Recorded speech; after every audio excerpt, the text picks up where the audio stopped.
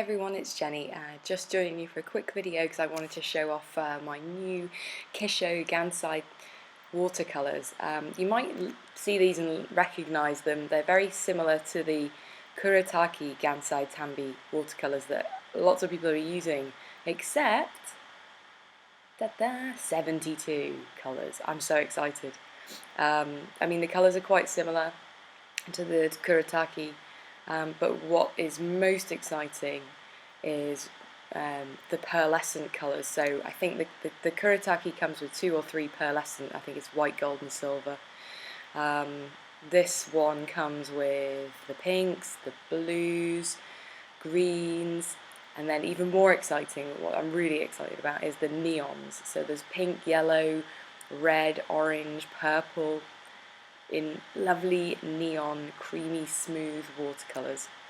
So I've been playing around with these, just splodging and colouring in, and they're fantastic. I'm so excited about them. They're from Japan. You can get them on Amazon. I've provided the link on my blog, craftmosh.blogspot.com. So today I'm just going to show you a card that I did for the AAA cards challenge. I'm using these 4 colours. They're just easier to take them out of the packet. And whilst they look blue and red there, they're actually it's more like a pink. So what I'm doing first is I'm going to wet my cardstock. This is Canson £140 cardstock, which you can get from Michael's. You can get it from Walmart. I think it's about $10 for a book of watercolour paper. And I'm just wetting the paper, and then I'm using a brush to just randomly splodge bits of the colour on the paper. There's no rhyme or reason. I want something kind of ethereal to act as a backer for my main sentiment. You'll have seen the first 4 cards that I made for this at the beginning of the video, and I decided to do a video for a 5th card with a slightly different look. Just keep splodging that watercolour however you like it. I'm adding more and more water, and I think sometimes the more water you add, the better it looks. These paints blend really well, but they're incredibly highly pigmented. I think a few people have mentioned the Kuretake are also very highly pigmented. So more water actually for this kind of look is better. They also tip, so you can tip the paper, as I'm doing there, to get them to blend even more, which is cool. And then I've added a bit of grey,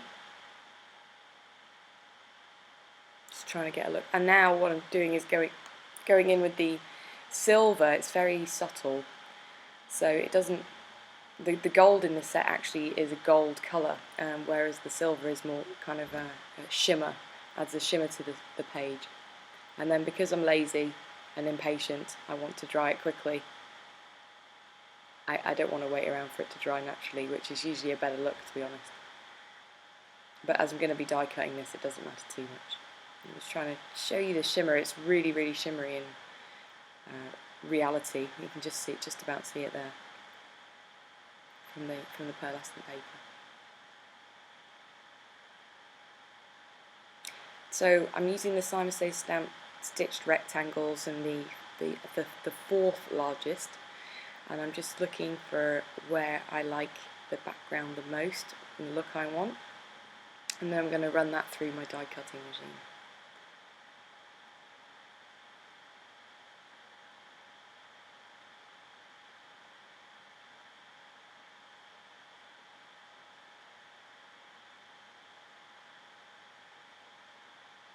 No sellotape for me. I don't have a magnetic platform. Just kind of hope for the best, that it stays in the place that I put it at. And so far so good.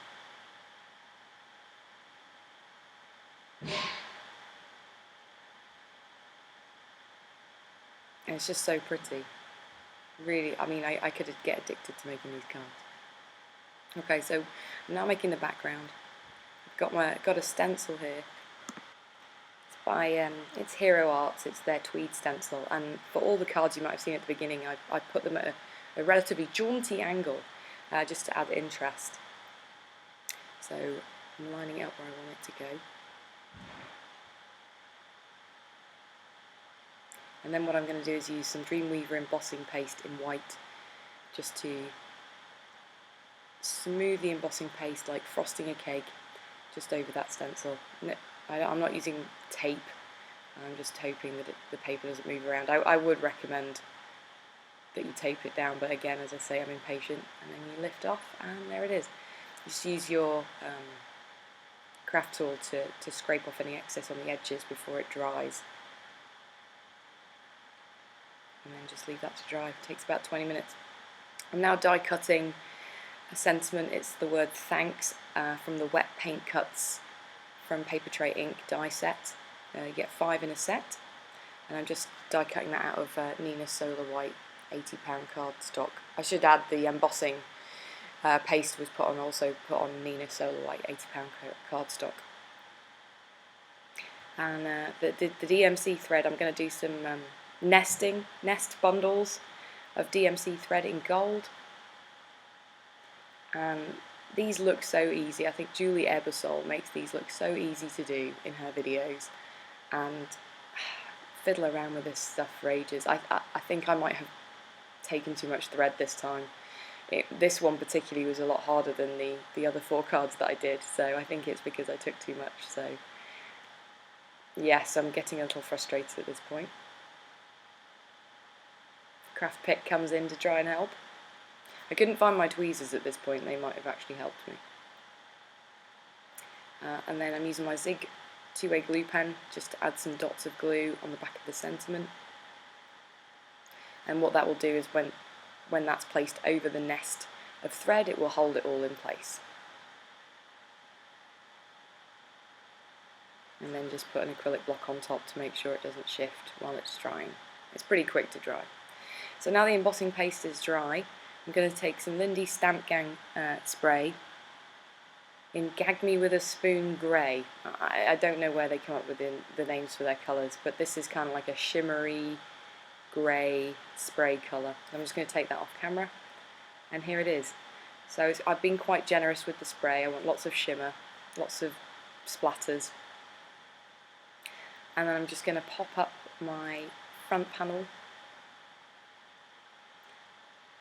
with, it's quite thick foam circles from Michaels. I forget the brand, I'll link below.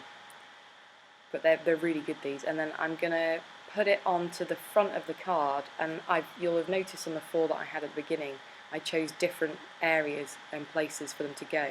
I think I'm going to take the 5 cards and use them as a set, as a gift for someone.